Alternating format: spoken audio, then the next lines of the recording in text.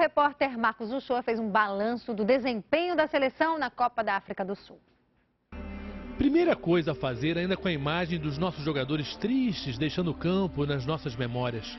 Os heróis de ontem são os culpados de hoje? E vice-versa? É possível uma análise que navegue em águas mais calmas do que entre o êxito e o drama? Primeiro, a Holanda ganhou com 2 gols que essa ótima defesa da seleção não costumava levar. Não é que a Holanda tenha jogado bem, são coisas do futebol. E há de se aceitar isso. Não está escrito em lugar nenhum que a seleção brasileira tenha direito a vitórias quando joga bem. No primeiro tempo, o Brasil jogou bem. Segundo, perdemos porque nossas estrelas estão longe de exibir o estado de graça futebolístico de outros tempos. O melhor exemplo é Kaká. Na sua versão atual, Kaká está, mas não está em campo. Aquela última jogada, Kaká com a bola dominada, partindo para cima, em outros tempos era quase certo o grito de gol. Kaká se empenha, se esforça, mas quase nada dá certo. O que se viu foram migalhas de Kaká, um passe aqui, outro ali. Ele não conseguiu ser aquele jogador decisivo de outros tempos. Mas é bom lembrar, há 1 ano que Kaká não joga bem.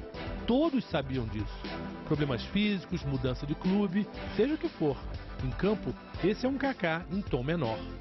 Para esse problema, a comissão técnica não parecia ter um plano B. Se achava que milagrosamente, em cima da Copa, e depois de tantos tratamentos e contusões, Kaká desabrocharia. Se sonhava alto demais. Futebol não é assim. Não é à toa que se diz que um jogador precisa adquirir ritmo de jogo. Sem tempo, nesse quesito, Kaká esteve sempre meio desafinado. O Kaká é um exemplo maior porque, como jogador merecidamente mais festejado, premiado e elogiado, se esperava mais dele.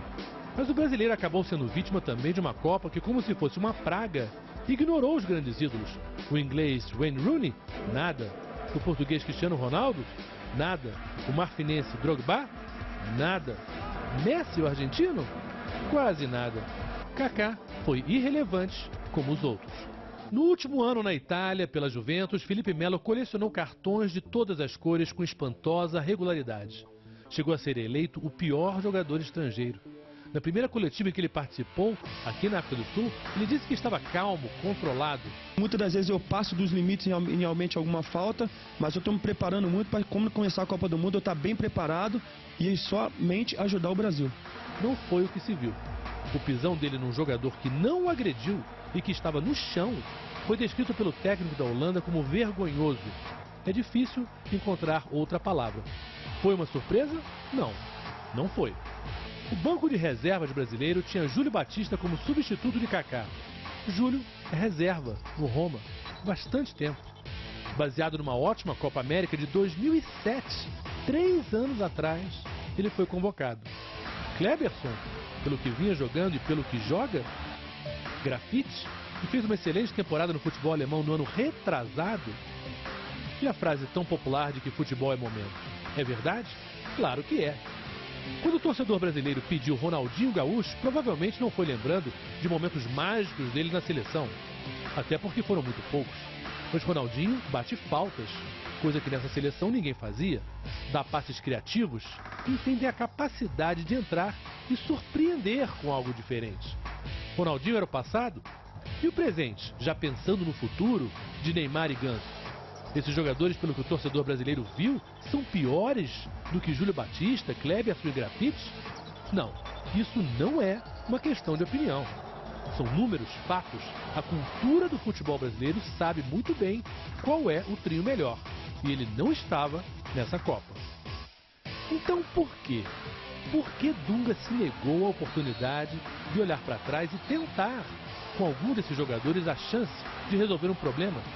Se trata de uma das questões mais polêmicas e talvez equivocadas que fazem parte dos dogmas do atual futebol brasileiro. É o tal do grupo. O grupo está fechado. É a decisão de escolher tal ou tal jogador por critérios que não sejam futebolísticos. Isso é uma discussão complexa e ninguém vai cair no extremo de dizer que o comportamento de um jogador não é importante. É claro que é, mas o futebol é mais. E apesar de serem amigos, poderia-se facilmente imaginar que o técnico Dunga não convocaria o jogador Romário. E dentro de campo, jogador de personalidade faz diferença. Em futebol também podemos dizer aquele ditado: amigos, amigos, negócios à parte. O que se quer de um grupo que tem que conviver 50 dias é um mínimo de educação e de respeito e um máximo de bom futebol. Amizade, confiança, família escolar não são necessários. Já se ganhou Copas sem isso. O que não dá para ganhar é sem um bom futebol. Com Dunga, a seleção viveu um período onde se confundia o bom futebol com o futebol militar. Sujeitos a uma disciplina de quartel que inibe o jogador, que o obriga a uma subordinação absoluta e a uma obediência total, esse clima desemboca em campo. Repare Robinho contra a Holanda. Com raiva, olhos esbugalhados, xingando, ameaçando com palavras e gestos. Não é estranho? Não é emblemático? Um jogador conhecido pelo sorriso e pelo bom humor, transformado num gladiador? Se funcionasse, até não se diria nada. Mas esse clima provoca expulsões. Esse clima provoca um futebol aguerrido, com certeza, mas menos alegre, menos criativo e, em suma, menos brasileiro. Muito se falou dos problemas de Dunga com a imprensa e o torcedor, de certa forma, não tem nada a ver com isso. O chato foi que não havia necessidade de tanto rancor, porque, de fato, tantas proibições acabaram vetando a seleção. Depois da Copa de 2006, se criou um clima de que, porque alguns fizeram bagunça, todo mundo ficou de castigo depois da aula.